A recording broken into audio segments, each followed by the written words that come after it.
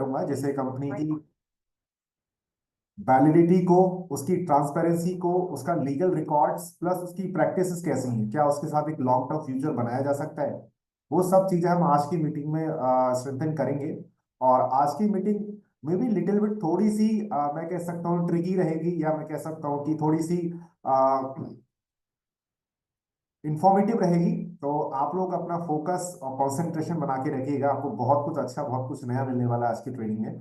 और आज की ट्रेनिंग में जो मेरा एक और फोकस रहेगा, इंडिया में हमारी जो इंडस्ट्री है नेटवर्क मार्केटिंग, उसको लेकर जो भी नए रूल्स रेगुलेशंस और जो भी लेजिस्लेशंस हैं उन पे मैं बहुत अच्छे से डीपली डिस्कशन करूंगा मैं आपके साथ में। और किसी भी इंडस्ट्री में, खासतौर पर इस इंडस्ट्री में, नेटवर्क मार्केटिंग में, इसकी जो वैधता है, इसकी जो लीगलिटी को चेकआउट करने के लिए दो मेजर कंपोनेंट हमारे यहाँ पर इंडिया में है। एक तो डायरेक्ट सेलिंग गाइडलाइंस है, दूसरी जो कंज्यूमर प्रोटेक्शन एक्ट। इन दोनों पे ही बेस्ड हमारी प्रेजेंटेशन रहेगी आज की। तो मैं अपनी प्रेजेंटेशन आपके साथ शेयर करता हूँ, बाकी की सारी बातें हम प्रेजेंटेशन में ही करेंगे।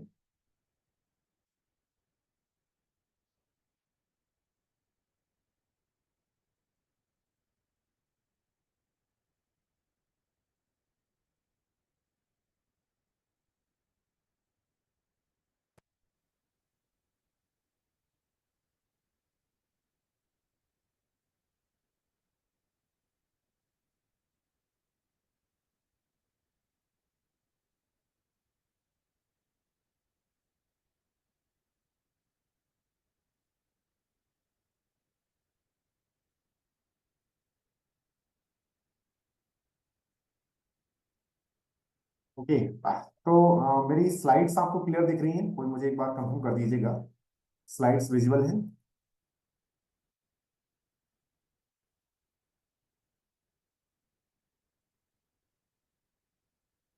ओके, तो slides okay, thank you. Forever business को हम चेक करेंगे आगे चल के। ठीक है, तो अभी शुरुआत करता हूं मैं।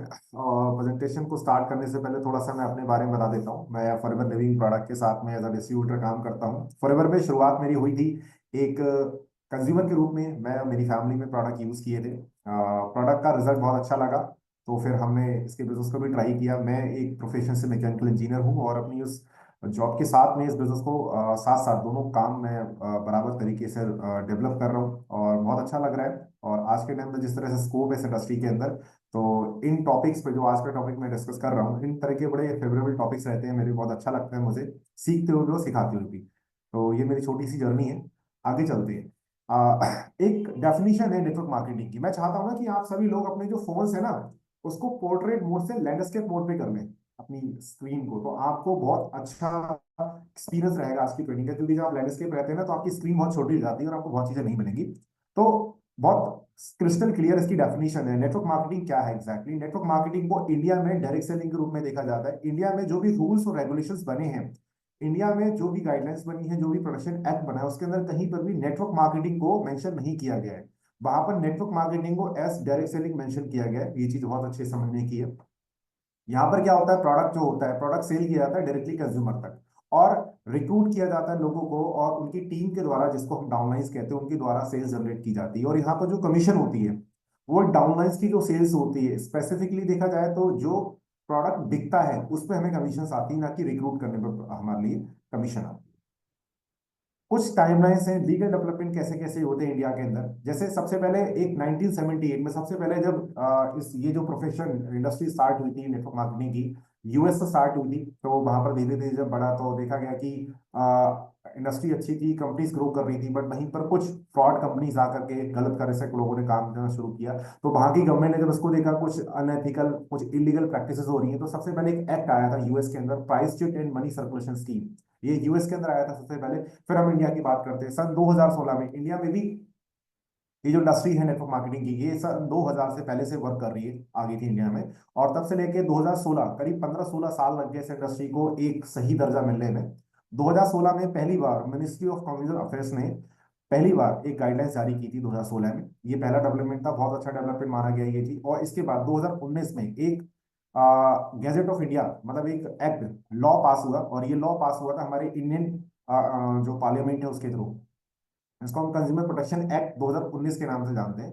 इसके अलावा 2021 और 2023 में इसमें बहुत सारे अमेंडमेंट हुए, चेंजेस भी हुए। तो ये मेजर डेवलपमेंट थे इंडिया के अंदर। अभी हम चलते हैं कुछ लीगल स्टेटस के बारे में डिस्कस करते हैं कि इंडिया का लीगल स्टेटस कैसा है। लीगल फ्रेमवर्क की बात करें तो नेटवर्क मार्केटिंग को इंडिया में डायरेक्ट सेलिंग के रूप में प्रोजेक्ट किया जाता है। हम इसको, हमारे यहाँ जितनी भी पॉलिसीज बनती हैं, हमारे यहाँ जितनी भी रूल्स रेगुलेशंस बनते हैं, वहां पर कहीं पर भी नेटवर्क मार्केटिंग नहीं लिखा मिलेगा आपको, हर जगह डायरेक्ट सेलिंग लिखा हुआ मिलेगा।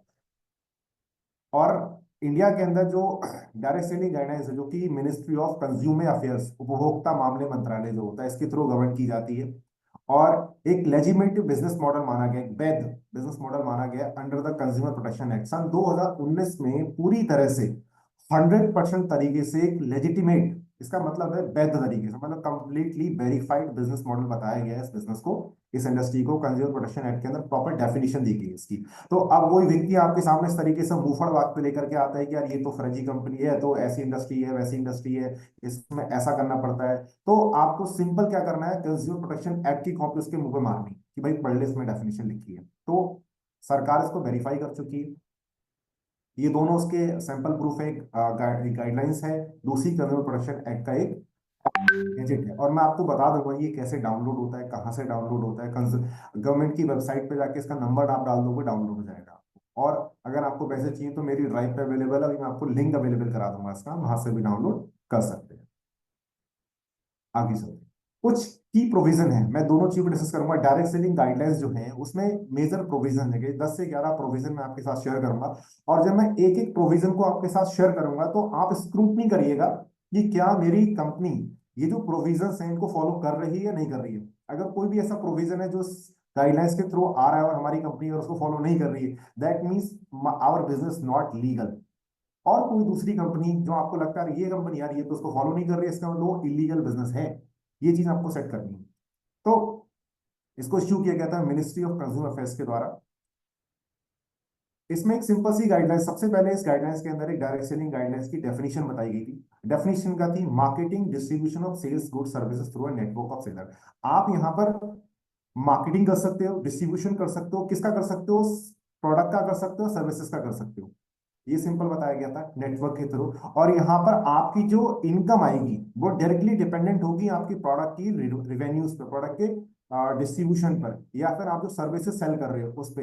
रिक्रूटमेंट पे नहीं होगी कि आप लोगों को जुड़ाते चले जाओ, बंदे जोड़ते चले जाओ और आपको पैसा आता रहेगा, ऐसा बिल्कुल नहीं था। तो ये डेफिनेशन को क्लियर किया गया था डायरेक्ट सेलिंग गाइडलाइंस के अंदर कि डेफिनेशन है क्या। आप प्रोडक्ट सेल करोगे, अगर हमारा एलोवेरा सेल होगा तो हमें पैसा आएगा, अगर सेल नहीं होगा तो पैसा नहीं आएगा। रिक्रूटमेंट पे पैसा नहीं आएगा। बहुत सारी कंपनियां होती हैं बोले ज्वाइनिंग का, ज्वाइन कर लो इतना पैसा आएगा, ऐसा नहीं था। और प्राइवेट स्कीम को भी बिल्कुल क्लियर किया गया कि प्राइवेट स्कीम क्या है, मनी सर्कुलेशन क्या किया है, और इसको पूरी तरह से बैन कर दिया गया था। डायरेक्ट सेलिंग कंपनी क्या नहीं कर सकती, कोई भी हिडन एंट्री फीस आपसे नहीं ले सकती, कोई भी डिस्ट्रीब्यूटर से कोई फीस नहीं लेंगी, हिडन फीस भी नहीं होगी, कोई चार्ज नहीं होना चाहिए। फोकस होना चाहिए रिक्रूटमेंट, मतलब आप फोकस नहीं कर सकते सिर्फ रिक्रूटमेंट पे, प्रोडक्ट सेल पे ओवर। आप प्रोडक्ट सेल को बाईपास करके आप रिक्रूटमेंट पे फोकस नहीं कर सकते कि अपनी सेल्स को बढ़ाने के, आप रिक्रूटमेंट करते चले जाओ, आपको प्रोडक्ट सेल्स को पैदल लेके चलना पड़ेगा।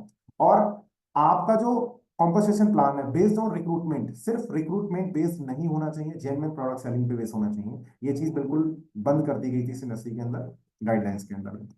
अगला प्रोविजन क्या था, मैंडेटरी चीजें करी गई थी रजिस्ट्रेशन एंड कंप्लायंसेस के अंदर। डायरेक्ट सेलिंग कंपनी मस्ट, आपका रजिस्ट्रेशन होना चाहिए मिनिस्ट्री ऑफ कंज्यूमर अफेयर्स के अंदर। अब कितने लोगों ने, कभी किसी ने चेक किया है कि फॉरएवर का रजिस्ट्रेशन है या नहीं है, किसी भी लोगों ने? या बहुत सारी कंपनी होंगी, किसी के डिस्ट्रीब्यूटर से पूछना कि कंज्यूमर अफेयर्स के अंदर आपका रजिस्ट्रेशन है या नहीं है, और अगर रजिस्ट्रेशन है तो कैसे पता लगेगा, हम कैसे चेकआउट कर पाएंगे अपनी, मैं अपनी कंपनी कैसे चेक करूंगा कि रजिस्ट्रेशन है या नहीं है, मैं आपको बताऊंगा अभी। जीएसटी रजिस्ट्रेशन होना चाहिए, कंपलसरी है।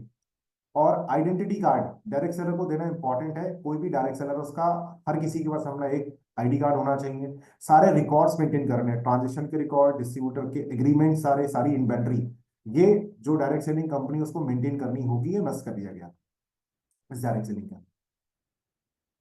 फिर है ट्रांसपेरेंसी। ट्रांसपेरेंसी को लेकर एक प्रोविजन था कि कंपनी को सारे कॉन्ट्रैक्ट्स जो हैं, सारे पेमेंट्स जो हैं, कॉम्पनसेशन प्लान्स जो हैं, वो सारे के सारे रिटर्न में कंज्यूमर्स को देने होंगे, अपने डायरेक्ट सेलर्स को लेके देने होंगे। अब जैसे कॉन्ट्रैक्ट की बात की जाती है, जब भी हम फॉर्म सबमिट करते हैं तो लास्ट में जाकर के टिक करना पड़ता है कि ये कॉन्ट्रैक्ट है हमारा और आपके बीच में, ये आपको फॉलो करना है। तो वो बिल्कुल कंपनी मेंशन करती है। सारे पेमेंट्स जो होते हैं कंपनी हमेशा बोलती है कि हमारे डॉक्यूमेंट, हमारे हमारे जो अकाउंट में भेजिए, प्लस कंपनी हमें जो बोनस देती है उसकी पूरी डिटेल्स हमें देती है। बहुत सारी कंपनियां होती थी क्या, वो डायरेक्टली पैसा भेज दिया, कहाँ से कितना पैसा आया, किस व्यक्ति की सेल्स पे कितना पैसा आया, कितना परसेंटेज है, कभी मेंशन नहीं होता था। बहुत सारी कंपनियां नहीं करती हैं, बट फॉरएवर लिविंग पहले से करती थी। हमारा जो बोनस रिकैप आता है ना, उसे प्रॉपर तरीके से मेंशन है। कॉम्पनसेशन प्लान, जो हमारा कॉम्पनसेशन प्लान है वो हमारी पॉलिसी के अंदर क्लियरली मेंशन है। और ये अखिल सर बताते हैं कि बहुत मतलब डे वन से जो एक बहुत ही पॉजिटिव चीज रही है, वो कंपनी की पॉलिसी रही है। कंपनी ने पहले दिन से अपना पूरा का प्लान शोकेस किया हुआ है, तो ये पॉजिटिव प्रोविजन था। बाईबैक पॉलिसी होनी चाहिए। अनसोल्ड गुड, अगर कोई प्रोडक्ट नहीं बिकता है विद इन 30 डेज के अंदर, तो कंपनी के लिए ये रिक्वायरमेंट मैंडेटरी कर दी गई थी सेलिंग गाइडेंस के अंदर कि आपको 30 दिन की मनी बैक गारंटी देनी चाहिए। तो आप देखो फॉरएवर तो ऑलरेडी दे रही है, इसीलिए बाईबैक पॉलिसी होनी चाहिए। Share the details of companies management, products and grievances redressal. आप देखो कंपनी का जो मैनेजमेंट है उसको लेकर पूरी डिटेल होनी चाहिए, आपके पास होनी चाहिए, पब्लिकली डिटेल अवेलेबल होनी चाहिए।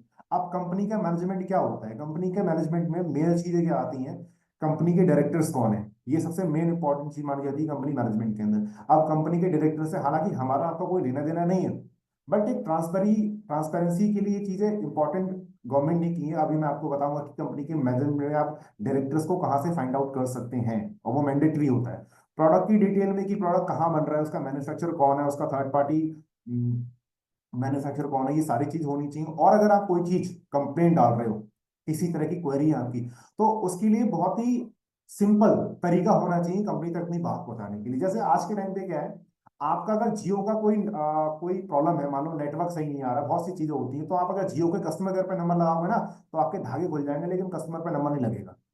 लेकिन फॉरएवर लिविंग में ऐसा नहीं है, आप सिंपल एक नंबर होता है, डायरेक्ट लगाओ, कंपनी को डायरेक्ट लगता है। या ऐप के थ्रू आप ग्रीवेंसेस भेजोगे या कोई अपनी कंप्लेंट भेजोगे, तुरंत कंपनी के पास डायरेक्ट पहुंचती है और टिकट जनरेट होता है मेल पे। तो ये बहुत क्लैरिटी के साथ कंपनी कर रही है। तो ये ट्रांसपेरेंसी को लेकर प्रोविजन था डायरेक्ट सेलिंग गाइडलाइंस के अंदर। एक प्रोविजन था अनफेयर प्रैक्टिस को लेकर, जैसे बैंस मिसलीडिंग क्लेम, जैसे अर्निंग पोटेंशियल। आप अर्निंग का बहुत ज्यादा शोकेस नहीं कर सकते कि हमारा इतना पैसा आ रहा है, इतना पैसा आ रहा है, ये आप नहीं कर सकते। बहुत ज्यादा अगर आप शोकेस कर रहे हो ना, इसका मतलब आप एक इलीगल काम कर रहे हो। अब आप सोचो, बहुत सारी कंपनी मार्केट के अंदर आपको ऐसी मिलेंगी जो हु हल्ला कर रही हैं, फालतू के चेक दिखा रही हैं, तो भी नहीं है तो भी दिखा रही है, मिसलीडिंग कर रही है, तो वो एक इलीगल प्रैक्टिस है। आप देखो, जब से गाइडलाइंस आई हैं तब से फॉरवर्ड लिविंग ने अपने चेक्स को पब्लिक करना बंद कर दिया है। प्रोडक्ट क्वालिटी और बेनिफिट को लेकर आप ओवर क्लेम नहीं कर सकते कि हमारा प्रोडक्ट किडनी ठीक कर देगा, आपका प्रोडक्ट घुटने ठीक कर देगा, आपका प्रोडक्ट कैंसर ठीक कर देगा। आज के टाइम मार्केट में दो चार कंपनी आपको मिलेंगी, वो चली सिर्फ इसलिए रही है कि हम आपके घुटने तक कर देंगे, मतलब वो तो इतना खुल के बोलते हैं। बहुत सारी कंपनियां हैं ऐसा, अगर आपकी कंपनी या फिर आप ऐसा कर रहे हो, दैट मीन्स आप इलीगल काम कर रहे हो।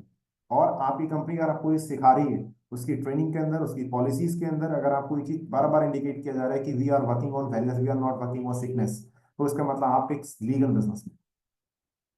एफिलिएशन विद गवर्नमेंट एजेंसीज, बहुत सारी कंपनियां देखा ना, बहुत सारे लोगों का एक टैगलाइन होती है उनकी पोस्टर पर, सरकार द्वारा मान्यता प्राप्त, सरकार द्वारा मान्यता प्राप्त। आप ऐसा कुछ नहीं लिख सकते आज के टाइम पे, क्योंकि ये क्या होता है ना, एक तरीके से दबाव बनाया जाता है जनता पे कि हम सरकार से जो है सरकार के साथ काम कर रहे हैं, सरकार का समर्थन है हमें। सरकार का समर्थन सभी के लिए होता है, बट आप इसी को कहीं पर भी लिख नहीं सकते, एफिलिएशन नहीं कर सकते इस चीज के लिए। ये चीज प्रैक्टिस, एथिकल प्रैक्टिस को लेकर ये प्रोविजन था। फिर एक प्रोविजन ये भी था कि direct seller can not use deceptive tactic. Deceptive का मतलब होता है कि चालाकी से आप किसी को एनरोल नहीं करा सकते। अगर आप ऐसा कराया और किसी ने शिकायत कर दी आपकी, तो आपका तो रजिस्ट्रेशन रद्द भी हुआ, और कंपनी के खिलाफ जो है बहुत गलत कार्रवाई होगी, कंपनी पे कार्रवाई की जाएगी। उस बंदे पे नहीं की जाएगी जिसने किया, उस कंपनी पे की जाएगी, और बंदे पे भी की। डिसेप्टिव भ्रामक तरीके से मैनिपुलेट करके, गुमराह करके और चालाकी से आप नहीं कर सकते, ये बिल्कुल क्लियर मेंशन है ये चीजें। अब आप ये देखिए कि आपकी कंपनी के आपके आसपास के लोग इस तरह की प्रैक्टिस तो नहीं कर रहे हैं। अगर वो कर रहे हैं, दैट मीन्स कि वो गलत प्रैक्टिस कर रहे हैं। एक था कंज्यूमर प्रोटेक्शन को लेके कि जो हमारा ग्राहक आ रहा है उसकी सुरक्षा के लिए क्या चीज था, कि मैंडेटरी और रिफंड पॉलिसी को, और रिटर्न पॉलिसी को 30 दिन के अंदर आपको अपने प्रोडक्ट वापस लेने होंगे अगर कोई कस्टमर आपको रिटर्न कर रहा है।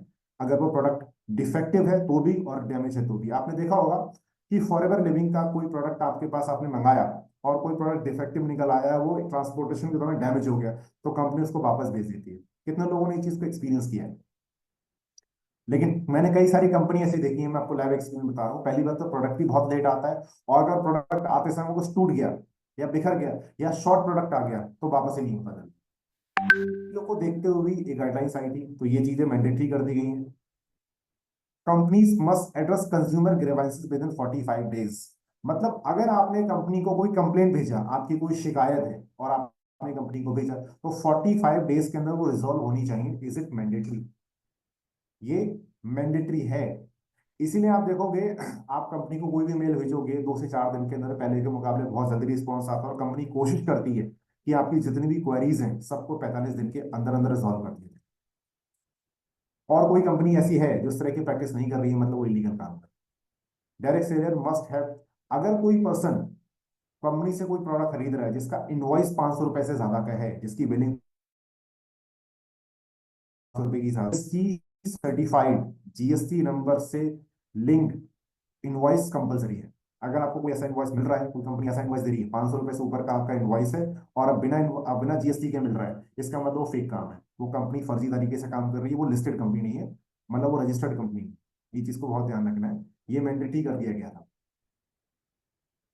Monitoring and penalties, state government monitor करती है जिस स्टेट के अंदर कंपनी चल रही है, तो मतलब रजिस्टर्ड है, और आप कोई भी वायलेशन करते हो तो आपको chit price and money circulation scheme के अंदर आपको बैन कर दिया जाएगा, या फिर कंज्यूमर प्रोटेक्शन एक्ट के अंदर अगर आप कोई भी गलत चीजें पाते हो तो आपको पेनल्टीज डाली जाएंगी। इस तरह के प्रोविजन भी किए गए।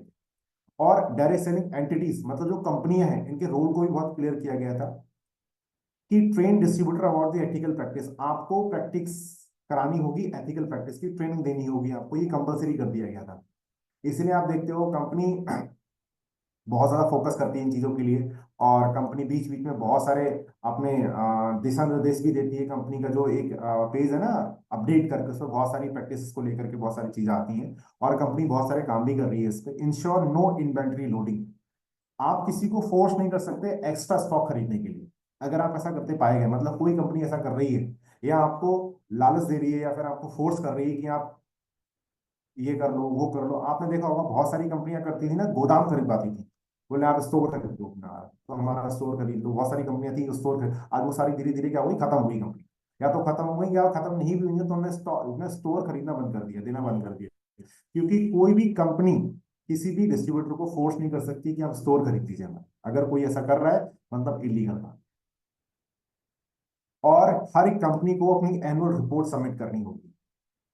पूरी साल में जितना लेखा जोखा है वो आपको मैंडेटरी कर दिया गया कि वो करनी ही होगी। बहुत सारी कंपनी इस गाइडलाइन के आने से पहले नहीं करती थी, इसीलिए गलत प्रैक्टिस चल रही थी।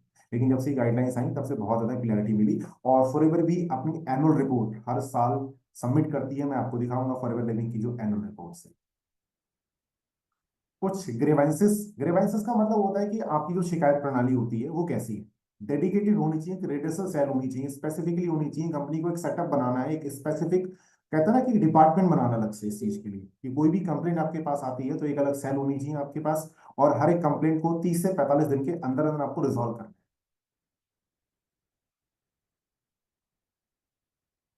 और अगर वो आप नहीं कर पाते तो उसको आप कंज्यूमर कोर्ट के थ्रू भी वो ठीक कराई जा सकती है, या फिर कस्टमर उसको कंज्यूमर कोर्ट में भी लेके जा सकता है। और एंट्री फीस को लेकर था कि आप कोई भी एंट्री फीस नहीं ले सकते, कोई भी चार्ज नहीं ले सकते अपनी किसी भी डिस्ट्रीब्यूटर से। इसीलिए आपने देखा होगा पहले कंपनी 25 रुपए का फॉर्म भरवाती थी, बट वो बंद कर दिया। इसी गाइडलाइन की वजह से बंद किया गया था वो, कि आप अगर चार्ज किसी तरह की, तब से कंपनी ने ज्वाइनिंग फीस फ्री कर दी सब कुछ। रजिस्ट्रेशन का कोई चार्ज नहीं ले सकते आप, ट्रेनिंग मटेरियल का कोई चार्ज नहीं ले सकते आप, स्टार्टर किट का कोई अलग से पैसा नहीं ले सकते आप, unless sold at cost price with buyback guarantee. अब देखो कुछ कंपनियां मार्केट के अंदर ऐसी हैं जो वेट, कहते हैं ना, अपना बॉडी चेकअप कराने का रजिस्ट्रेशन कराती हैं, वो 150 रुपए लेती हैं। आप समझ रहे हो मैं किस कंपनी की बात कर रहा हूँ, जो कि इलीगल प्रैक्टिस है। आप वो ऐसा नहीं कर सकते। तो इस तरह के प्रोविजंस इस गाइडलाइंस के अंदर दिए गए थे। और इन तरह की गाइडलाइंस को आप समझोगे तो आपको पता लग जाएगा कि हमारी कंपनी किन सही कामों पे काम कर रही है, किन सही प्रैक्टिस को फॉलो कर रही है, नहीं कर रही। इससे इम्पैक्ट क्या आया था, जो गाइडलाइंस आई थी, इससे एक वैधता मिली थी डायरेक्ट सेलिंग इंडस्ट्री को एक लार्ज बिजनेस मॉडल के रूप में। एक लोगों ने समझा यार, तो अगर गवर्नमेंट फोकस कर रही है, एजेंसीज फोकस कर रही है, उन्होंने गाइडलाइंस बनाई, इसका मतलब सरकार चाहती है कि इस बिजनेस में अच्छी प्रैक्टिसेस हो, इस बिजनेस से अच्छे लोग बाहर आए। इससे क्या हुआ, कंज्यूमर्स को एक प्रोटेक्शन मिली, और जो जेन्युइन सेलर्स थे उनको फ्रॉड स्कीम से बचने का एक अच्छा तरीका मिला, लोगों को एजुकेट करने का मौका मिला, और लोग एजुकेट हुए। जो फ्रॉड चीजें थी, फ्रॉड स्कीम थी ना, 2016 के बाद बहुत हद तक कम हुई थी। बहुत सारे लोग, कंपनियां खत्म हो गई, बहुत सारी कंपनियां आपने देखा होगा, जैसे फ्यूचर मेकर कंपनी थी, एक कैनविच कंपनी भी थी, उसके भी जो प्लान्स थे वो सारे बंद हो गए। मतलब मैं, और बहुत सारी कंपनियों के नाम आप जानते होंगे जो बंद हुई थी, इसीलिए बंद हुई थी। और जो अथॉरिटीज होती हैं, जैसे सेबी है, जो फाइनेंशियल फ्रॉड को देखती है, ईडी है, बहुत सारी एजेंसीज थी, इनको एक अथॉरिटी मिली। अथॉरिटीज को एम्पावरमेंट मिला कि हम अब क्योंकि पहले कोई डायरेक्शन नहीं थी, कोई रूल्स नहीं थे, इसलिए कोई कोई जो कह सकता है ना कि कोई अथॉरिटी इस पे काम भी नहीं कर पाती थी, कोई एक्शन नहीं ले पाती थी। तो इस गाइडलाइंस के बाद लोगों को डायरेक्शन मिली कि यार आप इस तरीके से केस भी रजिस्टर कर सकते हैं, इस तरह से लोगों को कंट्रोल भी किया जा सकता है। फिर दूसरी चीज थी कंज्यूमर प्रोटेक्शन एक्ट। एक तो हमने डिस्कस किया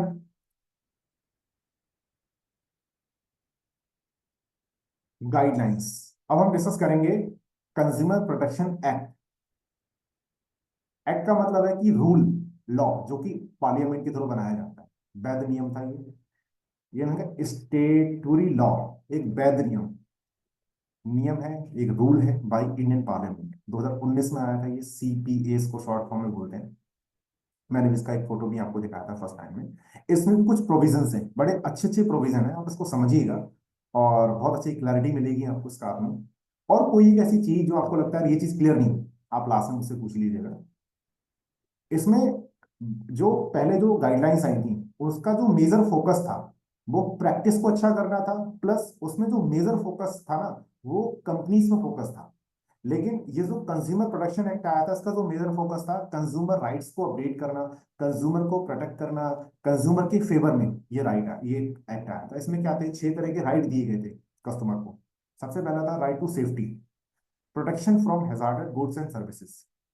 दूसरा था राइट टू इंफॉर्मेशन, कस्टमर को सारी इंफॉर्मेशन देनी होगी आपको, कि प्रोडक्ट की क्वालिटी कैसी है, प्रोडक्ट का कॉस्ट क्या है, प्रोडक्ट कहाँ बन रहा है, उसकी प्राइसिंग कैसी, एक्सपायरी क्या है, मैन्युफैक्चर कौन, थर्ड पार्टी कौन है, डिस्ट्रीब्यूटर कौन है, सब कुछ इंफॉर्मेशन आपको पब्लिक रखनी होगी, कुछ भी आप प्राइवेट नहीं रख सकते। इसलिए आप देखोगे ना, हर एक प्रोडक्ट पे, कोई भी प्रोडक्ट आप उठा के देखोगे ना अपना, पहले बहुत सारी कंपनियां थर्ड पार्टी को मेंशन नहीं करती थी कि किससे माल बनवा रही हैं। बहुत सारी कंपनियां थी, आज भी है, कुछ नहीं। लेकिन अब हर एक कंपनी को ये मैंडेटरी कर दिया गया है कि आप अगर उसको डिस्ट्रीब्यूट कर रहे हैं, लेकिन मैन्युफैक्चर कोई तीसरा बंदा कर रहा है, तो आपको लिखना पड़ेगा, हर एक चीज मेंशन करनी होगी आपको।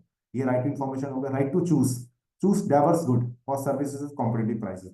अलग अलग बहुत सारी कंपनी थी जिन्होंने मोनोपोली बनाई हुई थी, तो उस चीज को भी देखते हो, राइट टू चूज की आप सही चीज को चूज कर सकते हो, क्या चीज चूज करना है, तो वो चीज आप रख सकते हो। राइट टू हियर, लोगों को सुना नहीं जाता था। मतलब हम काम कर रहे हैं, हमारी कोई समस्या ही, जब तक हम पैसा कमा रहे हैं, हमारा ठीक ठाक चल रहा है, तब तो ठीक है, लेकिन हमारे साथ कोई समस्या है तो लोग सुनने वाले नहीं थे। तो इसीलिए इस एक्ट में कंज्यूमर को सुनने के लिए, कि कंज्यूमर की उसको शट आउट करने के लिए स्पेसिफिक सेल बनाई गई, ग्रीवांस सेल से, कि एक अलग से डिपार्टमेंट होगा जो कंज्यूमर की प्रॉब्लम को सुनेगा और 45 डेज के अंदर में उसका सोल्यूशन देगा।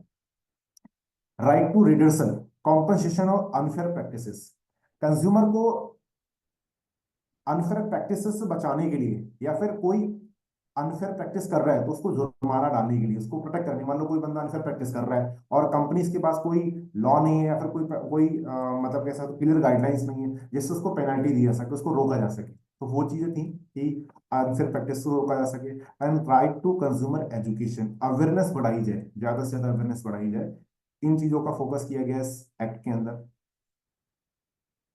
सेंट्रल कंज्यूमर प्रोटेक्शन अथॉरिटी, ये एक अथॉरिटी बनाई गई, जब ये एक्ट बना था इसी में पहली बार इसको मेंशन किया गया था, ये अथॉरिटी बनाई गई थी जो इस प्रोटेक्शन एक्ट के अंदर अगर किसी तरह का कोई वायलेशन होता है तो इस पे एक्ट कौन करेगा, इस पे कार्रवाई कौन करेगा, ये एजेंसी करेगी, सीसीपी है। ये किसके अंदर आती है, कंज्यूमर अफेयर्स के अंदर, कंज्यूमर मिनिस्ट्री अफेयर्स के अंदर आती है, तो उपभोक्ता मामले मंत्रालय उसके अंदर आती है। अभी कुछ लोगों ने एक न्यूज सुनी होगी, 2 साल पहले, 1 1.5 साल पहले, इंडिया के जो कोचिंग इंस्टीट्यूट थे ना, उनको नोटिस भेजा गया था, उन पर पेनल्टीज लगाई गई थी गलत ऐड को लेकर के, कि हमारे कोचिंग एड्स, कोचिंग से इतने लोगों का सिलेक्शन हो गया, हमारे कोचिंग से इतने लोगों का सिलेक्शन हो गया। इस मिसलीडिंग ऐड के लिए इसी कंपनी ने, इसी अथॉरिटी ने बहुत सारी कोचिंग को बंद कराया था और बहुत सारी कोचिंग पे पेनल्टी लगी थी। एक रेगुलेटरी बॉडी है, जो इन्वेस्टिगेट करती है अनफेयर ट्रेड और प्रैक्टिसेस के लिए। रिकॉल अनसेफ प्रोडक्ट, ये मार्केटिंग में कोई भी गलत प्रोडक्ट अगर किसी कंपनी द्वारा भेजा गया उसको वापस मंगा सकती है। Impose penalties for misleading ad, कोई भी मिसलीड कर रहा है उस पर पेनल्टी डालने का काम भी करेगी ये। तो ये की प्रोविजंस थे इस एक्ट के अंदर। Strict liability for misleading advertisement, अगर आप कोई भी गलत ऐड करते हो, ठीक है ना, तो इस प्रोटेक्शन एक्ट के अंदर ये बताया गया था कि आप पे कोई भी सेलिब्रिटी, कोई भी इंडोर्स जो है वो गलत ऐड नहीं कर सकता। अब आज के टाइम मार्केट में जो बहुत सारे प्रोडक्ट बिकते हैं ना ट्रेडिशनल मार्केट में, कोई टूथपेस्ट बेच रहा है, कोई क्रीम बेच रहा है, कुछ बेच रहा है, कोई बाल बेच रहा है, कुछ भी बेच रहा है, कोई भी आकर मुंह उठा के कोई सा भी ऐड करके चला जा रहा है, कोई फोकस नहीं करने वाला है कोई। लेकिन आप डायरेक्ट सेलिंग में ऐसा नहीं देखोगे, बहुत रेयरली। पहली बात तो कोई यहाँ पर ऐड ही नहीं करता। अगर कोई कंपनी कोई ब्रांड एम्बेसडर को रख भी रही है तो वो एक जेन्युइन ब्रांड एम्बेसडर होगा, फर्जी नहीं होगा। मैं स्पेसिफिकली फॉरएवर की बात कर रहा हूँ। और अगर कोई कंपनी ऐसा कर भी रही है, जैसे कुछ एक कंपनियां थी, हम ले सकते हैं नाम, यहाँ पर कोई प्रॉब्लम नहीं, जैसे आरसीएम कंपनी थी, या बहुत से और कंपनीज भी हैं अभी भी हैं जो सेलिब्रिटी कराती है, तो उनके जो इंडोर्समेंट होंगे ना, वो जो डायरेक्शन इंडस्ट्री को लेके जो उनके ऐड होते हैं या फिर मार्केटिंग कैंपेन्स होते हैं उनमें, और जो मार्केट में जो प्रोडक्ट बिकते हैं ट्रेडिशनल मार्केट में, उनके ऐड में ना दिन रात का अंतर आपको दिखेगा, बहुत अंतर दिखेगा आपको। कोई भी फर्जी बातें नहीं दिखेंगी आपको, ज्यादा बड़ी बड़ी बातें नहीं दिखेंगी। क्यों? क्योंकि यहाँ का एक्ट बहुत स्ट्रांग है। पेनल्टीज, 10 लाख रुपए तक की पेनल्टी डाली जा सकती है कंज्यूमर, जो कंपनी है उस पर 3 साल तक की जेल हो सकती है। इस तरह के लॉज भी हैं। प्रोडक्ट लायबिलिटी को लेकर के कि कोई भी मैन्युफैक्चरर है, कोई भी सेलर है, कोई भी सर्विस प्रोवाइडर है, अगर वो कोई डिफेक्ट प्रोडक्ट भेजता है या डिफेक्ट उसकी सर्विस में कोई कमी रहती है कि आपने कमिट किया कि हम इतनी चीज देंगे, ये सर्विस आपको देंगे, लेकिन आपने वो सर्विस नहीं दी, तो हम वो मैन्युफैक्चरर है चाहे वो सेलर चाहे सर्विस, उस पर जुर्माना और उस पर मुकदमा चलाया जा सकता है। ये स्यूड का मतलब होता है जुर्माना या मुकदमा चलाना। तो उस पर मुकदमा चलाया जा सकता है, अगर आपने कंप्लेन कर दी तो उस पर जुर्माना या मुकदमा चलाया जाएगा। इस तरह के प्रोविजंस हैं इस एक्ट के अंदर। कॉम्पोजिशन कवर है कि आपको रिप्लेसमेंट मिलेगा, कोई प्रोडक्ट खराब आया, आपकी डैमेज है कोई भी तो आपको वो चीज चेंज होगी। अनफेयर कॉन्ट्रैक्ट, जैसे पहले की कंपनियां क्या थी, जब ये एक्ट नहीं था तो बहुत सारी कंपनियां क्या करती थी, कॉन्ट्रैक्ट करती थी, कभी भी अपने मन से वन साइड कॉन्ट्रैक्ट कर लिया अपनी मन से, कभी कंपनी को किसी को निकाल दिया, फायर कर दिया, कोई डिस्ट्रीब्यूटर अच्छा काम कर रहा है उसकी आईडी टर्मिनेट कर दी। बट अब ऐसा नहीं हो सकता। अब अगर आप काम कर रहे हो, अगर आपकी गलती नहीं है तो आप उस चीज को लेकर कोर्ट में लड़ सकते हो। अगर आपकी प्रैक्टिस गलत नहीं है या फिर आप गलत नहीं हो तो कंपनी आपके साथ कॉन्ट्रैक्ट को डिनाई नहीं कर सकती, आप कंपनी आपको निकाल नहीं सकती। अनरीजनेबल वेवर और लायबिलिटी, अनरीजनेबल वेवर देते हैं और टर्मिनेट कर देते हैं बिना किसी कॉज के। जब कई बार आपने देखा होगा बहुत सारी कंपनी होती है, कोई डिस्ट्रीब्यूटर बहुत आगे बढ़ जाता है या उसका बहुत अच्छा बिजनेस हो जाता है ना, तो कुछ लोग पॉलिटिक्स करके उस कस्टमर को बाहर निकलवा देते हैं। बहुत सारी प्रैक्टिस होती है, बहुत सारे इनको केसेस हमने सुने हैं कि कोई बंदा टॉप लेवल पे पहुंचा और किसी ने कोई कानाफूसी कर दी या किसी ने कोई गलत इन्फॉर्मेशन दे दी मैनेजमेंट को, उसने निकाल के बाहर कर दिया। तो अब ऐसा नहीं हो सकता। अगर आप अच्छा काम कर रहे हो, आपके पास कोई, आपके खिलाफ कोई लीगल एविडेंस नहीं है, तो कोई आपको बाहर नहीं कर सकता। अगर कोई कंपनी ऐसा कर रही है, अगर आप ऐसा कर रहे हो तो ठीक है, अगर आप इसके थ्रू कुछ अलग है, कुछ भी अलग कर रहे हो, इसका मतलब आप एक इलीगल बिजनेस में हो, आप एक सही बिजनेस में नहीं हो। E commerce and direct selling regulations को भी लेकर कुछ चीज आई थी कि ई कॉमर्स और डायरेक्ट सेलिंग में दोनों ही लोग जो है ना वो इस प्रोडक्शन एक्ट के अंदर आएंगे। और ई कॉमर्स में पहले क्या होता था, कोई भी कंपनी प्रोडक्ट भेजती थी ना तो वहां पर रिटर्न पॉलिसी नहीं होती थी, ज्यादा रिफंड पॉलिसीज भी नहीं होती थी, किस कंट्री से बनकर है ये भी चीज मेंशन नहीं होता था, और जो बंदा प्रोडक्ट बेच रहा है उसका एड्रेस मेंशन नहीं होता था। आप खास तौर पर अमेजोन पे जाओगे, फ्लिपकार्ट पे जाओगे तो प्रोडक्ट बिक रहा है, लेकिन वो कौन बंदा बेच रहा है ना इसकी डिटेल हमारे कस्टमर को नहीं मिलती। कंपनी को तो होती थी, अमेजोन को तो रहती थी, लेकिन कस्टमर को नहीं मिलती थी। आज आप कोई प्रोडक्ट खरीदोगे ना अमेजोन पे जाकर के तो आपको सेलर का डिटेल पूरा मिलेगा, आपका जो बिल आएगा ना उस बिल पे भी सेलर का नाम पूरा आएगा। पहले नहीं होता था ये। और कंज्यूमर का डेटा को आप लीक नहीं कर सकते, इस तरह के प्रोटेक्शन, इस तरह के एक्ट इसमें दिया गया था। मीडिएशन एज एन ऑल्टरनेटिव, एक मीडिएशन सेल्स जो मैंने बताया था ना कि आपके जो ग्रेवेंसेस हैं, कोई भी डिस्प्यूट होता है कंपनी के साथ में, तो उसको फास्ट तरीके से खत्म करने के लिए डायरेक्टर लेवल का एक नोडल ऑफिसर हर एक कंपनी अपॉइंट करेगी। वो उस चीज को लेकर था, मीडिएशन को लेकर के ये। Penalties for violation unfair trade practices, अगर कोई ट्रेड प्रैक्टिस अगर गलत होती है तो 10 लाख का जुर्माना है या फिर जेल भी है इसमें। False ad, fine up to 50 lakh for the manufacturer, अगर कोई फॉल्स एड होता है। तो जैसे एक आपने देखा होगा अभी फॉरएवर लिविंग जो है ना, अपने क्लीन नाइन का एक वो चलाती है, कैंपेन चलाती है।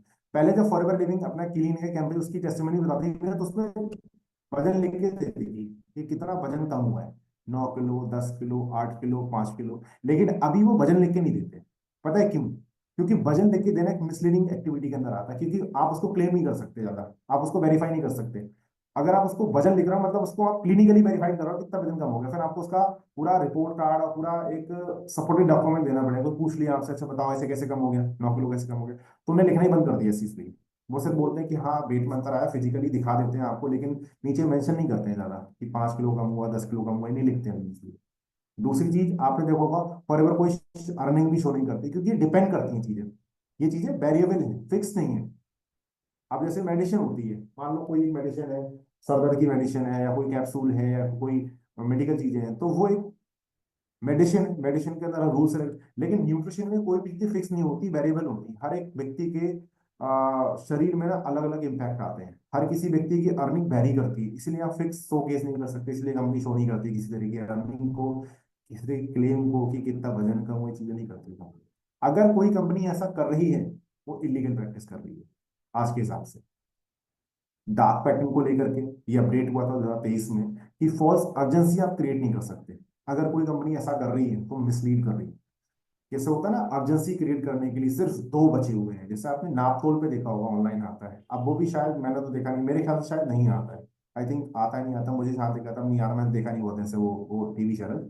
ये अब सिर्फ दो बचे हैं बस, only two left in stock. ये खास तौर पे जो ऑनलाइन मार्केट है, डायरेक्ट सेलिंग मार्केट है ऑनलाइन, उसमें ये चीजें नहीं लिख सकते। आप ऑफर दे सकते हो बट फॉल्स अर्जेंसी क्रिएट नहीं कर सकते। एक दो रिपोर्ट्स मैंने ऐसी पढ़ी थी कि कुछ कंपनी में उस तरह के ऐड चलाए थे कि ओनली दो स्टॉक। उस टाइम पे ये जो सीसीपी है ना, इसके जो वॉलंटियर्स थे, इसके जो ऑफिसर्स थे, उन्होंने इनको चेकआउट करने के लिए उनकी करंट का सारा स्टॉक खरीद लिया। सारा स्टॉक खरीदने के बाद भी वो लोग बेचते रहे, तो उन्हें इस तरह की गलत प्रैक्टिस को पकड़ा लिया कि आपने ऐड में दे रखी सिर्फ दो बचे हैं और हमने दो खरीद लिए, इसके बावजूद भी आपका माल बिके जा रहा है, बिके जा रहा है, तो फिर आप गलत मीट कर रहे हैं, गलत एजेंसी क्रिएट कर रहे हो, तो इस तरीके से आप नहीं कर सकते। बास्केट स्नीकिंग, आप कोई हिडन चार्ज नहीं लगा सकते कि आपने सामान खरीद लिया, बोले अब इतना रुपया इसका कि हमें कोई छिपाओ कि इतना इसमें सेस लगेगा, इतना जो भी आप करोगे ना वो हिडन नहीं होना चाहिए, बिल्कुल क्लैरिटी के साथ मेंशन होनी चाहिए सारी चीजें बिल में। फोर्स परचेज नहीं कर सकते आप, दबाव नहीं डाल सकते किसी चीज परचेज करने के लिए। इस तरह के प्रोविजंस हैं। इससे क्या इम्पैक्ट आया? इम्पैक्ट आया कंज्यूमर्स को राइट मिला, कंज्यूमर की जो ताकत बढ़ी, कंज्यूमर के साथ फ्रॉड कम हुआ, एम्पावरमेंट मिली। बिजनेसेस जो हुए वो अकाउंटेबल बने, एथिकल प्रैक्टिसेस को लेकर बहुत सारी एथिकल प्रैक्टिस रुकी, पता लगा लोगों को गलत क्या है सही क्या है। स्ट्रीमलाइन डिस्प्यूट रेजोल्यूशन, जो शिकायतें होती थी ना, आप लोगों ने देखा होगा हमारे साथ, मतलब फॉरएवर लिविंग में ही पहले क्या होता था, बहुत बहुत दिन बाद मेल्स का रिटर्न आता था, रिस्पॉन्स आता था। बट अभी आप मेल करो ना, बड़ा फास्ट रिस्पॉन्स आता है। तो क्योंकि ये क्या है ना, ये नियम के अंदर, क्योंकि आपके जो डिस्प्यूट है, कोई भी तरह का डिस्प्यूट है, किसी तरह का कोई प्रॉब्लम है, क्वेरी है, वो बहुत फास्ट तरीके से रिजोल्व होनी चाहिए, खत्म होनी चाहिए होती है। इन चीजों में बहुत ज्यादा हेल्प मिली कस्टमर को, बहुत ज्यादा, क्योंकि कस्टमर की कोई भी रिक्वायरमेंट है, कोई कमी है, कोई प्रॉब्लम आई, सीधे कंपनी को ही तो पूछेगा। और जब कंपनी को पूछ रहे तो कंपनी प्रॉपर टाइम से रिस्पॉन्स नहीं करेगी, तो कस्टमर का क्या होगा, सेटिस्फेक्शन डाउन होगा। तो उस चीज को प्रोटेक्ट करने के लिए ये चीजें बनाएंगे। अब हम बात करते हैं फॉरएवर लिविंग प्रोडक्ट की कुछ की चीजों की, मेन मेन चीजें क्या है कि कंपनी की वैलिडिटी कैसे चेक करता है। अभी तो हमने गाइडलाइंस पे बात की, फिर हमने कंज्यूमर प्रोटेक्शन एक्ट पे बात की, अब उसको हम रिलेट करेंगे फॉरएवर से।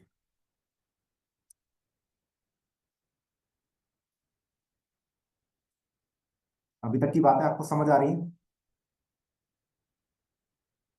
5 मिनट में और हम लोग क्लोज करेंगे अभी मीटिंग को, तब तक हमारा सारा क्लोज हो जाएगा।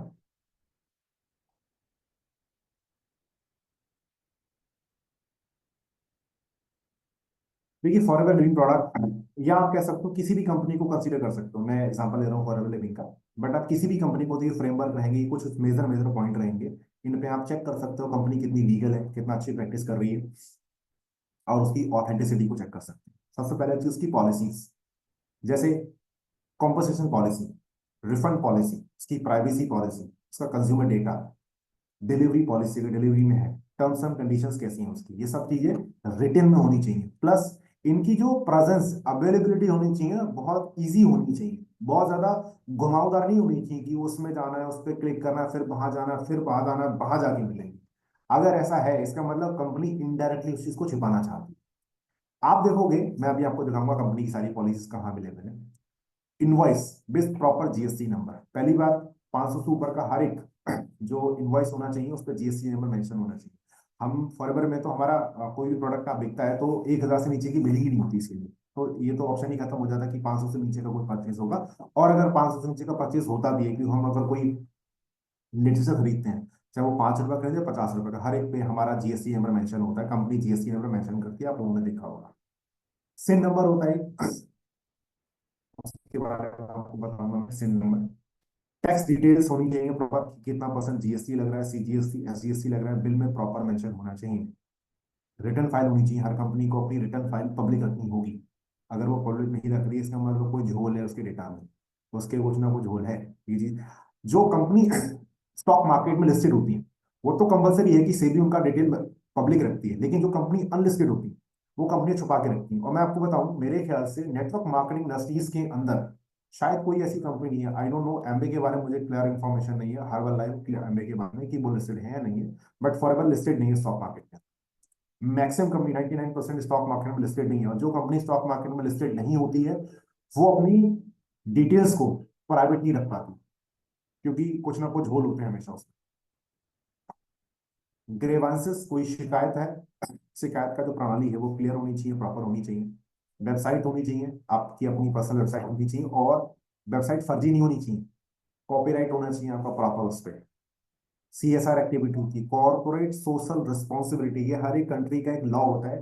कॉर्पोरेट सोशल रिस्पॉन्सिबिलिटी के तहत आपकी एक पॉलिसी होनी चाहिए, और आपको ये दिखाना पड़ेगा कि आप कितना काम पब्लिक वेलफेयर के लिए कर रहे हो। अगर कोई कंपनी ऐसी है, मैं आपको बताता हूँ, एक लॉ है मिनिस्ट्री के अंदर, एक जो लेबर मिनिस्ट्री होती है उसके तहत, कि अगर कोई कंपनी मार्केट के अंदर काम कर रही है, उसका टर्नओवर अच्छा खासा है और वो प्रॉफिट में है, तो उसको अपनी टर्नओवर का फिक्स अमाउंट, एक सर्टेन अमाउंट जो पब्लिक वेलफेयर के लिए खर्च करना होगा। आप देखते हो बहुत सारी कंपनी आसपास देखते हो, कोई पार्क बनवा रही है, कोई पेड़ लगवा रही है, कोई मतलब दान दे रही है, कोई गौशाला बनवा रही है। ये सब जो काम होते हैं लोग अपने मन से नहीं करते, हाँ कुछ लोग होते हैं जिनका दिल होता है चैरिटी करने का, बट इसके पीछे एक लॉ है, अगर आप ऐसा नहीं करोगे तो आपको पेनल्टी पड़ेगी।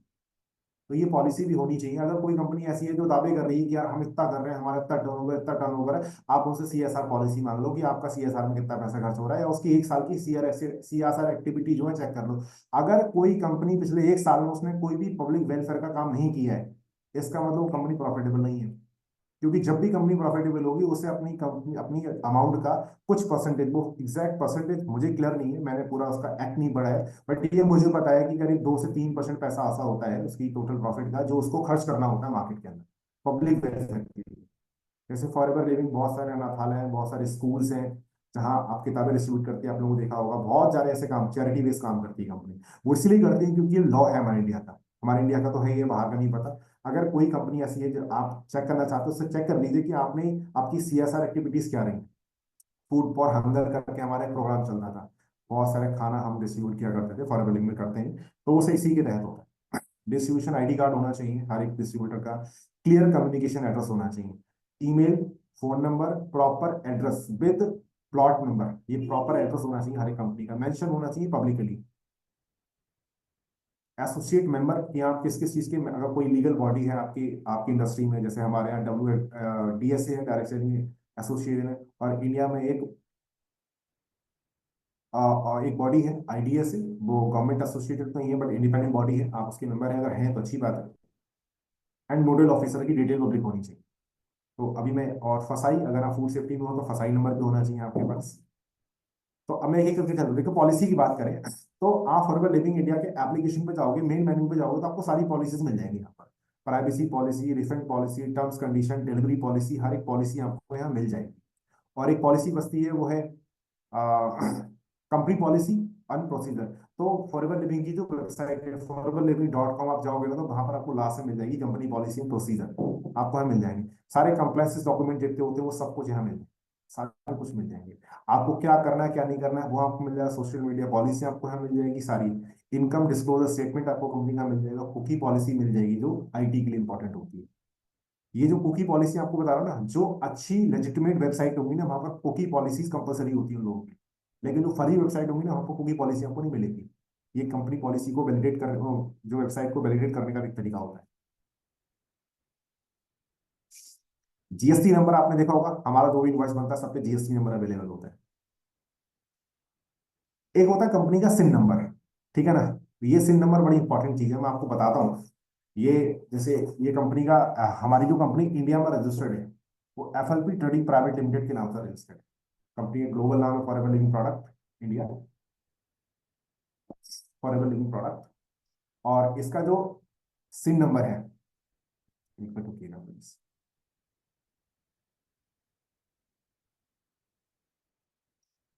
अब लोग को सिन नंबर का मतलब होता है कॉर्पोरेट आइडेंटिफिकेशन नंबर।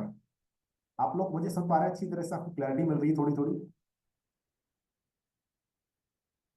क्योंकि मैं वन वे बोल रहा हूँ, मुझे स्क्रीन किसी की नजर आ रही है, मुझे सिर्फ मेरी स्क्रीन नजर आ रही है।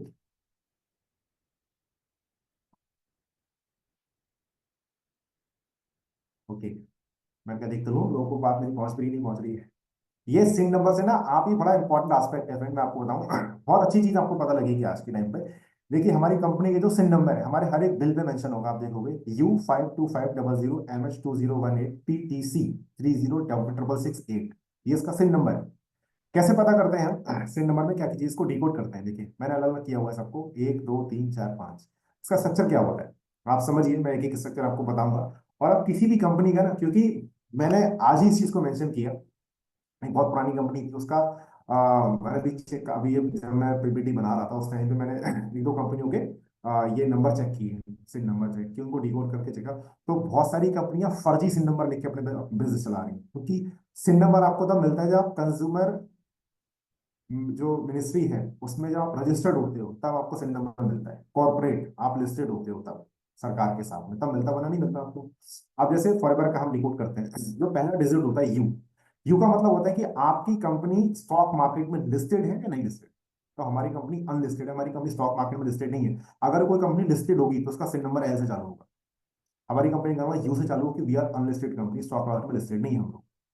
और दूसरे जो नंबर होते हैं 2 और 3, ये इंडस्ट्री कोड होते हैं। जैसे हमारा जो है 52, तो 52 जो यूज होता है ना वो रिटेल ट्रेड के लिए होता है, जैसे हम रिटेल ट्रेडिंग में हैं, कोई ऑटोमोबाइल में है, कोई होलसेल में है, कोई कॉस्मेटिक, मतलब अलग अलग कोड होते हैं। ये गवर्नमेंट की साइट पर आपको मिलेगा भी, मैं दिखाऊंगा सारे, जो सिन नंबर की एक अपनी फाइल होती है कि कौन सा कोड किस चीज के लिए दिया हुआ है। तो बहुत सारे जैसे डायरेक्ट सेलिंग की जितनी कंपनी होंगी अभी सबके सिन नंबर 52 में है। कोई कंपनी ऐसी होगी जिसका सिन नंबर चेंज होगा ना, इन्हें नंबर चेंज कर रखा तो हो सकता है उसका इंडस्ट्री कोड चेंज होगा, इंडस्ट्री अलग होगी। हैवी मेटल्स में है, रिटेल में है, या फैशन में है, या मोबाइल ऑटोमोबाइल में है, पेट्रोलियम में है, हर एक चीज में अलग अलग होगा। ठीक है, फिर होता है ROC, ठीक है ना। ये 500 जो नंबर, ये ROC रजिस्ट्रेशन नंबर होता है ये। स्टेट कोड, कंपनी किस स्टेट के अंदर रजिस्टर्ड हुई है। महाराष्ट्र के अंदर, हमारी कंपनी महाराष्ट्र के अंदर रजिस्टर्ड है। अब कुछ कंपनियां होती है ना वो कहती है हम लुधियाना की कंपनी है, और उनके सेल नंबर में नंबर पड़ा होता है गुजरात। तो इसी को समझ जाता है कंपनी कितनी फ्रॉड है। हर कंट्री, हर एक स्टेट का ना वो है कोड नंबर, एक कोड होता है। MH है महाराष्ट्र, यूपी का यूपी है, गुजरात का GJ है, इस तरीके से। तो कई सारी कंपनियां होती है ना ये मैंने बहुत, ये कंपनी का मैंने देखा है कि वो रजिस्टर्ड थी, वो उन्होंने बोला कि हम जो है हरियाणा में रजिस्टर्ड है, और उस पर जो वो पड़ा हुआ था आंध्र प्रदेश का जो कोड पड़ा हुआ था उस पर। ये चीज हमें देखनी होती है। फिर होता है ईयर ऑफ इनकॉर्पोरेशन 2000, जो आप 2018 देख रहे हैं ना, जो गाइडलाइंस आई थी उसके बाद कंपनी इनकॉर्पोरेट हुई थी, इसके अंदर रजिस्टर्ड हुई थी, पहले से रजिस्टर्ड थी, लेकिन लीगल तरीके से पूरी तरह से रजिस्टर्ड हुई 2018 में, ये नंबर मिला प्रॉपर हमें। फिर आया 15 से 17 के अंदर ओनरशिप टाइप, PTC। PTC का मतलब होता है प्राइवेट लिमिटेड कंपनी। कुछ जगह होगा PTL, जहां PTL होगा होगा पब्लिक लिमिटेड कंपनी, जो पब्लिक लिमिटेड कंपनी होगी वहां PTL लिखा होगा, जो प्राइवेट लिमिटेड कंपनी होगी वहां PTC लिखा होगा। प्लस लास्ट में एक यूनिक रजिस्ट्रेशन नंबर होता है, ये पूरा डिकोड होता है इसका। तो आप इससे भी काफी चीजें वैलिडेट कर सकते हो कंपनी कितनी ओरिजिनल है कितनी नॉन ओरिजिनल है। I hope this point clear, आपको ये क्लियर हुआ होगा। आगे चलते हैं। अब आप कैसे चेक करोगे कि मेरी कंपनी रजिस्टर्ड है या नहीं। चलिए मैं आपको लेके चलता हूँ लाइव। पहले हम यहां से अपनी कंपनी का सिन नंबर कॉपी कर लेते हैं।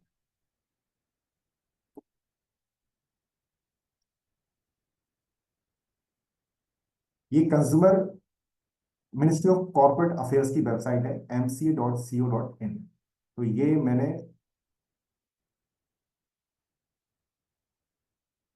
साइट खोली हुई है इस होम पे। तो आप अगर गूगल पे लिख देंगे मिनिस्ट्री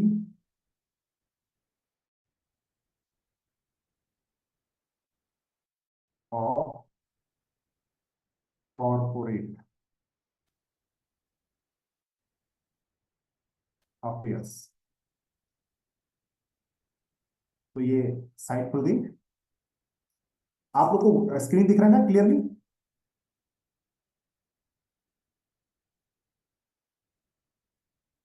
ओके, ठीक है, तो ये साइट खुल गई। अब आपको यहाँ कई सारे टैब दे रखे हैं। आपको एक टैब पे आना है एमसीए सर्विस। आप इस पर क्लिक करेंगे तो इसके नीचे आता है मास्टर डेटा। और मास्टर डेटा के अंदर दो चीज आती है, वो होता है मास्टर डेटा सर्विसेज, B3। इस पर आप क्लिक कर देंगे। और जब आप क्लिक कर देंगे तो यहाँ पर एक टैब खुलेगा, enter company name, LLP name, CIN number, FCRN, LPL, जो भी नंबर है आप यहाँ पुट कर दीजिए। और फिर यहाँ एडवांस सर्च पे, यहाँ इस पे क्लिक कर दीजिए सर्च। ये कैप्चा कोड आएगा, यहाँ से आप दो कैप्चा कोड डाल देंगे, आप YWMEC, इसको आप सबमिट कर देंगे। तो आप देखिए यहाँ से आपको डिटेल मिल गई, FLP ट्रेडिंग प्राइवेट लिमिटेड लिख के आ गया, ये हमारा सिम नंबर आ गया, स्टेट आ गया, और हम एक्टिव पार्ट हैं, हम कंपनी चल रहे हैं।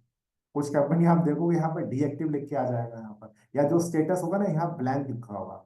जो ब्लैंक है मतलब वो कंपनी बंद हो चुकी है, वो एक्टिव नहीं है। डीएक्टिव दिखा या वो बंद हो चुकी है, या सरकार उस पर कार्रवाई कर चुकी है, बहुत सारी चीजें हो सकती है।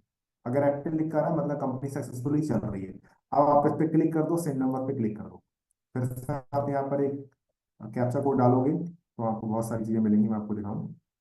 WNRUTN।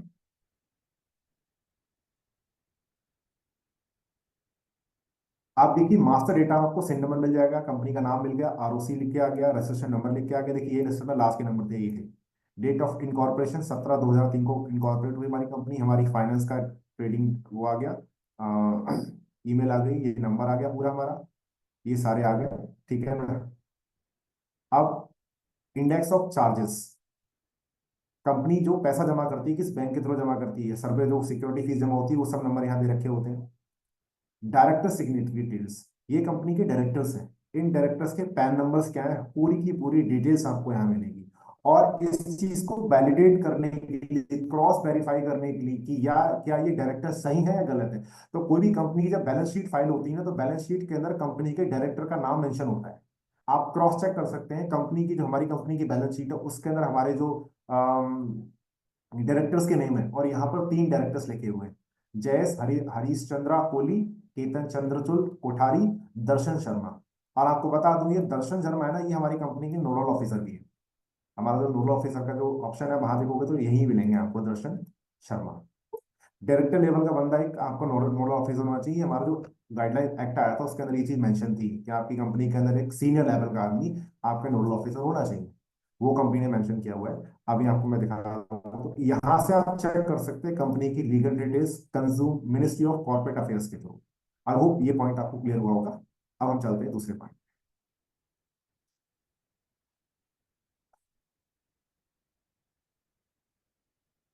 तो यहाँ से आप चेक कर सकते हैं सेम नंबर। आई होप ये पॉइंट आपको क्लियर हो गया होगा।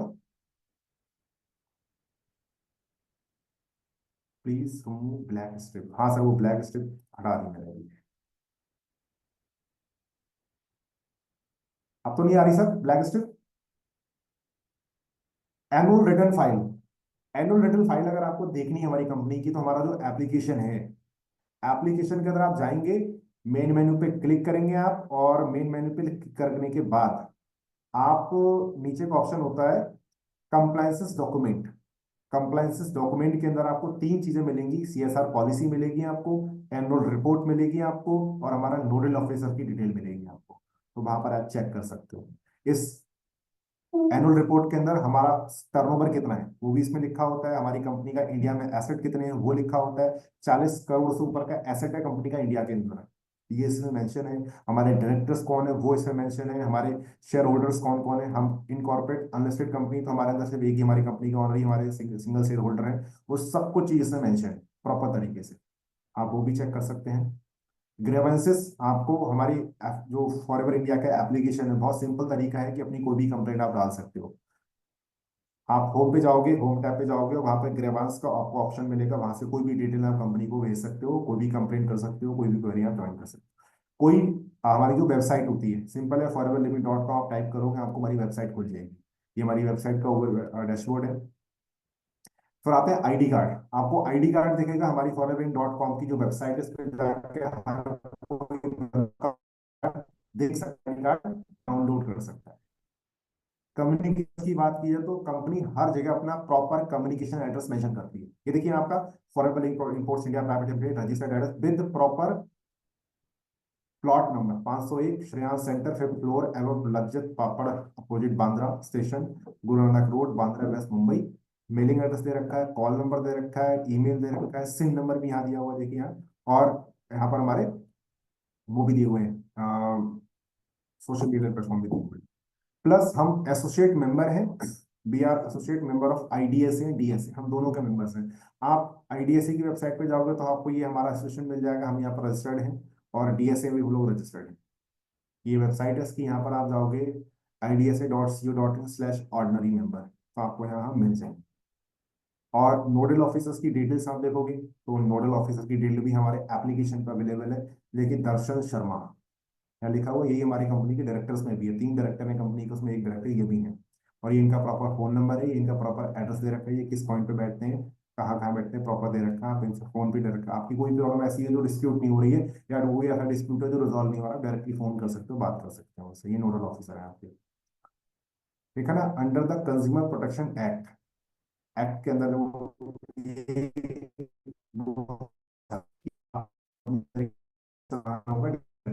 सीनियर लेवल का आदमी, तो वो कंपनी ने बनाया हुआ है। तो कंपनी मेरे ख्याल से जितनी भी गाइडलाइंस हैं, जो एक्ट के अंदर जो भी प्रोविजंस हैं, उनको 100% फॉलो कर रही है, 100% से भी ज्यादा फॉलो कर रही है। तो इसीलिए वी आर लीगल, इसीलिए लीगल हुए ना। तो ये कुछ मेजर चीजें थी जिससे हम एक कंपनी की वैलिडिटी को चेक कर सकते हैं कि वी आर लीगल और नॉट लीगल।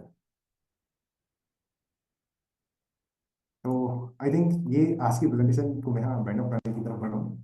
पूरे 1 घंटे मैंने आपके लिए आज, और काफी कोशिश की मैंने को कुछ मेजर मेजर चीजें दिखाने की। एक मिनट रुकिएगा।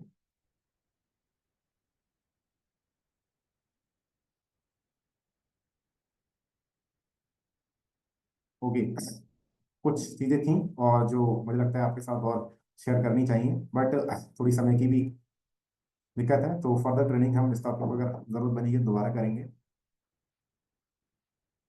एंड आई बिलीव कि बहुत सारी चीजें आज की जो हमारा टॉपिक था और उसको लेकर हमारा जो ऑब्जेक्टिव था वो भी क्लियर हुआ होगा। और आज जब मैं इस पीपीटी को बना रहा था तो मैंने भी हालांकि काफी चीजों को बहुत काफी चीज बारीकी से चेक किया हुआ है, लेकिन जब मैं इनको बना रहा था, पीपीटी को बना रहा था, तो मैंने सब चीजों को मतलब क्रम में जब चीजों को रखा और हर एक प्रोविजन को पढ़ा अच्छे से, मैंने एक्ट के अंदर जा करके, मेरे पास एक्ट भी है और हाई आप लोग लिंक भी शेयर कर देता हूँ यहाँ पर। ये मेरी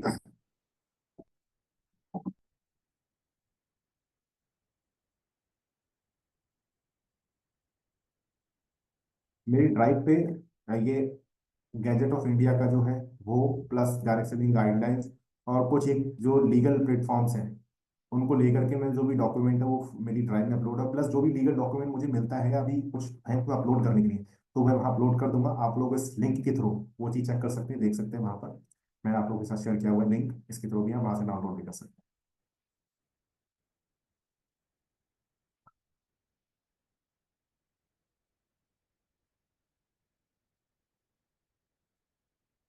अगर कोई पर्सन जिसको कोई बात क्लियर ना हुई हो, कोई चीज़ अगर किसी का क्वेश्चन सवाल हो तो पूछ सकता है, अगर हम इस मीटिंग को यहाँ वाइंड अप करें। या कोई अपना एक्सपीरियंस शेयर करना चाहता है, किसी का कोई ऐसा एक्सपीरियंस रहा हो, किसी कोई क्वेश्चन आया हो किसी के सामने लीगलिटी को लेकर के, या किसी ने कुछ पूछा हो तो वो भी शेयर।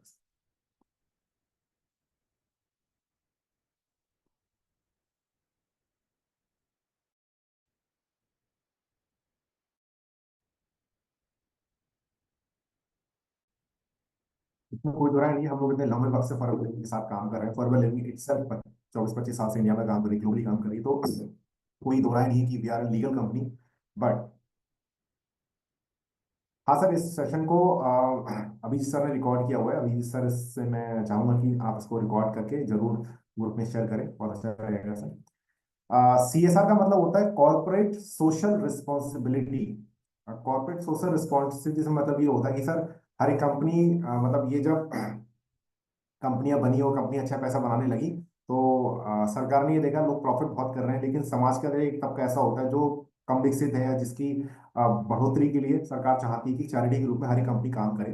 तो हर एक कंपनी को एक पॉलिसी होती है, ये एक्ट है, नियम बना हुआ है, कि कोई भी कंपनी अगर प्रॉफिटेबल है तो वो अपने प्रॉफिट का 2 से 3%, मैं उस परसेंटेज पे क्लियर नहीं हूँ कि कितना परसेंटेज होना चाहिए, कि उतना पैसा उसको सोशल वेलफेयर के लिए, सामाजिक काम के लिए देना होगा। वो चाहे तो कोई पब्लिक काम करा सकती है, पेड़ लगवा सकती है, रोड बनवा सकती है, गौशालाएं बनवा सकती है, जानवरों के लिए कुछ कर सकती है, या फिर बच्चे होते हैं, अनाथालय होते हैं, वृद्धाश्रम होते हैं, अनाथाश्रम होते हैं, ऐसी जगहों को से खर्च करने होंगे। और अगर वो ऐसा नहीं करती है तो उसमें मुकदमा चलाया जा सकता है, उस पर पेनल्टी डाली जा सकती है। जो लेबर मिनिस्टर होता है, डिस्ट्रिक्ट का लेबर मिनिस्टर होता है, वो सब चीज़ों को फोकस करता है, वो उसके रूटीन, उसके ध्यान में रहती हैं सारी चीज़ें। और कंपनी पूरा डिटेल रखती है इनका, और पूरी साल का एक रिपोर्ट सबमिट की जाती है लेबर डिपार्टमेंट के अंदर, जो श्रम मंत्रालय होता है उसके थ्रू ये चीज़ें पूरी दी जाती हैं। और जो शायद कॉर्पोरेट मिनिस्ट्री होती है उसमें भी ये चीज़ें जाती जाती जाती हैं कि हमने किया, और इससे कंपनी को भी फायदा मिलता है, उनको भी रिकॉर्ड सुधरता है, उनकी सिविल अच्छी होती है, और फर्दर कंपनी आगे बढ़ना चाहती है तो जब ये कंपनी दिखाती है कि हम इतना सोशल वर्क कर रहे हैं, तो उनको सरकार से भी बहुत अच्छा समर्थन है। मैं जिस कंपनी के साथ में काम करता हूँ, PL एग्रो, ये कंपनी बहुत ज्यादा पैसा खर्च करती है सोशल रिस्पॉन्सिबिलिटीज पे। अभी स्टेट के अंदर पैरालंपिक गेम्स हुए थे, तो उसका पूरा स्पॉन्सर किया गया था। आप देखते हो कि बहुत सारी होर्डिंग्स दिखते होंगे, वहां पर लिखा होता है स्पॉन्सर्ड बाई। बहुत सारी गवर्नमेंट स्कीम्स होती है, उसके लिखा होता है स्पॉन्सर्ड बाई, पार्टनर विद, को स्पॉन्सर्ड, वो कंपनियों के नाम लिखे होते, तो इसीलिए लिखे होते हैं क्योंकि वो सब कंपनी का पैसा खर्च करती है। बहुत सारे सरकारी कार्य, बहुत सारे सरकारी प्रोग्राम्स ऐसे होते हैं, उनको फंड करती हैं कंपनियां, वो इसलिए करती हैं क्योंकि ये CSR एक्टिविटी के अंदर पैसा जाता है। मैंने कई कंपनी ऐसी देखी हैं जो बहुत अपनी बढ़ा चढ़ा के बातें करती हैं कि हमारा इतना टर्नओवर है, हमारा इतना है, इतना है, लेकिन सोशल रिस्पॉन्सिबिलिटी के क्लॉज में वो जीरो है। इसका मतलब वो फेक बोल रही है, झूठ बोल रही है, क्योंकि कोई भी अगर अच्छी कंपनी है जो लीगल है, जो गवर्नमेंट की जो लेजिस्लेशन है उनको फॉलो कर रही है और प्रॉफिटेबल है, तो उसको CSR एक्टिविटी में पैसा खर्च करना ही होगा। अगर वो ऐसा नहीं कर रही है तो अभी की जो मेरी जानकारी है उसके अकॉर्डिंग वो प्रॉफिटेबल है। Thank you so much everyone, मिलते हैं दोबारा किसी अच्छी ट्रेनिंग के अंदर। Till the time, good night everyone.